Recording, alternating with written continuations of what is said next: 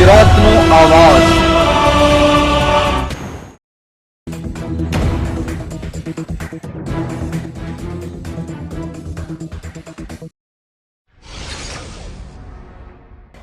રાંદેર મુસ્લિમ એસોસિએશનના સેક્રેટરી ઇમ્તિયાઝભાઈ બોમ્બેવાળા અને જૈનબ હોસ્પિટલના સહયોગથી એક વિશેષ મેડિકલ કેમ્પનું રાંદેરમાં આયોજન કરવામાં આવ્યું હતું। આ કેમ્પમાં ડૉક્ટર અદિતિ અને જૈનબ હોસ્પિટલના સ્ટાફ દ્વારા દર્દીઓને નિઃશુલ્ક આરોગ્ય સેવા પૂરી પાડવામાં આવી। કેમ્પ દરમિયાન 97 જેટલા દર્દીઓએ વિવિધ આરોગ્ય સેવાઓનો લાભ લીધો। ડૉક્ટરોને વિવિધ બીમારીઓની તપાસ કરી અને જરૂરી દવાઓ તેમજ આરોગ્ય સંબંધિત માર્ગદર્શન પૂરું પાડ્યું। આ મેડિકલ કેમ્પનો મુખ્ય હેતુ સમાજના જરૂરિયાતમંદ લોકોને સારી તબીબી સુવિધાઓ ઉપલબ્ધ કરાવવાનો હતો। આ સફળ કેમ્પ માટે ઇમ્તિયાઝભાઈ બોમ્બેવાળા રાંદેર મુસ્લિમ એસોસિએશન કમિટી દ્વારા જૈનબ હોસ્પિટલના સમસ્ત સ્ટાફ અને વિશેષ રૂપે ડૉક્ટર અદિતિનો આભાર વ્યક્ત કરવામાં આવ્યો। આવા કેમ્પો દ્વારા આરોગ્યની જાગૃતિ અને સારવારની ઉપલબ્ધિ વધી શકે છે, જે સમાજ માટે ખૂબ જ લાભદાયી સાબિત થાય। મેડમ, તમારું નામ?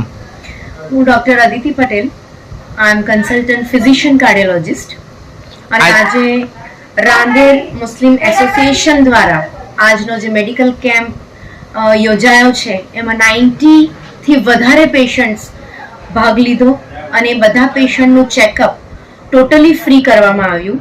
એ લોકોના ECG, એ લોકોનું બ્લડ ચેકઅપ, બ્લડ પ્રેશર અને બધું જ ચેકઅપ ફ્રી કરવામાં આવ્યું અને કન્સલ્ટેશન પણ ટોટલી ફ્રી આપણા મુસ્લિમ એસોસિએશન રાંદેર મુસ્લિમ એસોસિએશન દ્વારા અને સરસ રીતના સપોર્ટ ઝૈનબ હોસ્પિટલના સ્ટાફનો આજે મને મળ્યો અને ખૂબ સારી રીતે આ કેમ્પનું સમાપન થયું છે અને બધાને આ એરિયામાં અને રાંદેરમાં અને સુરતમાં જે જરૂરત હતી તે પ્રમાણેના કેમ્પની સારવાર આજે ફ્રી ઓફ ચાર્જ આપવામાં આવી છે અને બધા પેશન્ટોને ટ્રીટમેન્ટ પણ આપવામાં આવી છે અને જે જરૂરિયાત પેશન્ટો હતા એમને બધાને દવા પણ પુરવાર કરવામાં આવી છે અને ખૂબ સારી રીતના આજનો કેમ્પ આપના બધાના સહકારથી સંપન્ન થયો છે। મેડમ, આજના યુગમાં જે યુવાઓમાં ખોટી રીતે ખાનપાનનો જે ઘેલછા વધી છે એના વિશે તમે શું મેસેજ આપશો? ખાનપાનમાં ખોરાકની વાત કરો છો કે વ્યસનની વાત કરો છો? વ્યસન પણ આવી જાય અને ખોરાક પણ આવી જાય। ખાનપાનમાં બંને વસ્તુ આવી જાય છે, એટલે જ અમારો પ્રશ્ન હતો।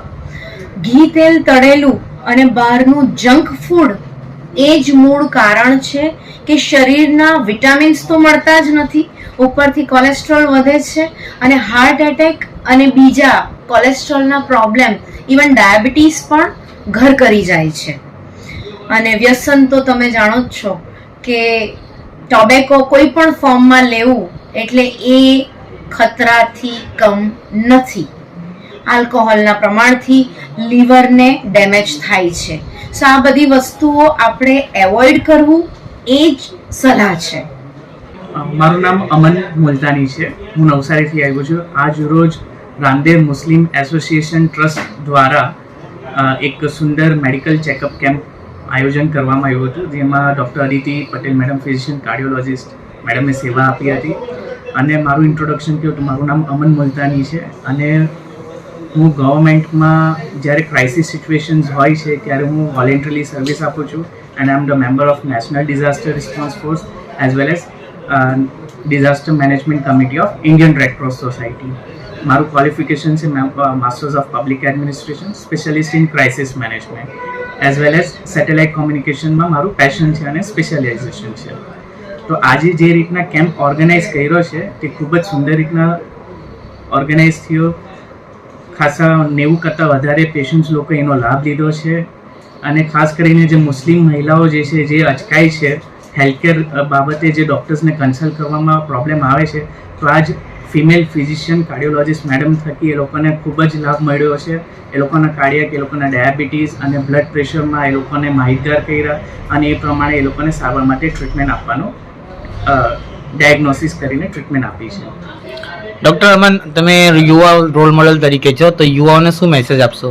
યુવાઓને તો હું એક જ મેસેજ આપીશ, બને એટલું સોશિયલ મીડિયાથી દૂર રહેવું અને એજ્યુકેશન પર ખૂબ ફોકસ કરવું, સ્પોર્ટ્સમાં એક્ટિવ રહ્યો અને ખાસ કરીને જે સોશિયલ મીડિયામાં જે રીતના જે ફેક એક લાઈફસ્ટાઈલ બતાવવામાં આવે છે, જે વ્યસન કોઈ હુક્કા પીતા હોય છે, કોઈ એલ્કોહોલને પ્રમોટ કરતા હોય, તે બધાના પ્રમોશન્સમાં આવવું નહીં, ઇન્ફ્લુઅન્સમાં આવવું નહીં અને ખૂબ સ્ટડી પર ફોકસ કરો. બિકોઝ યુવાધન જે છે તે આપણું ગલત માર્ગે દોરાઈ રહ્યું છે બિકોઝ ઓફ સોશિયલ મીડિયા. અને જે એજ્યુકેશન છે તેના પર ફોકસ કરે, પોતે જે રીતના એ લોકોનો સ્ટડીઝ છે તે કમ્પ્લીટ કરે. બીજી કોઈ અન્ય પ્રવૃત્તિ જે પોતાના હાનિકારક હોય છે તેમાં સંડોવાવું નહીં.